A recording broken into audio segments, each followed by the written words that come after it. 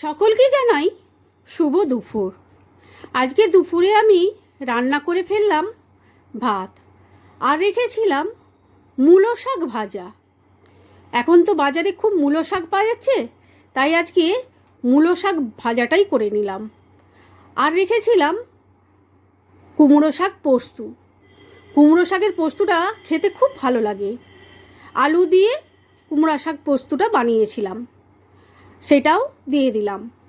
আর রেখেছিলাম একটা মাছ ভাজা আর কাঁচা মাছের ঝাল। আমি কাঁচা মাছের ঝালটাকে সর্ষে বাটা, কাঁচা তেল, কাঁচা লঙ্কা দিয়ে বানিয়েছি। আর রেখেছিলাম আমড়ার চাটনি। আমড়াগুলোকে আমি গোটা গোটা রেখে চাটনি বানিয়ে নিয়েছিলাম। আজকে চাটনিটায় সর্ষে বাটা দিয়েছিলাম। তোমাদের কার কেমন লাগলো জানিও। ভালো থেকো।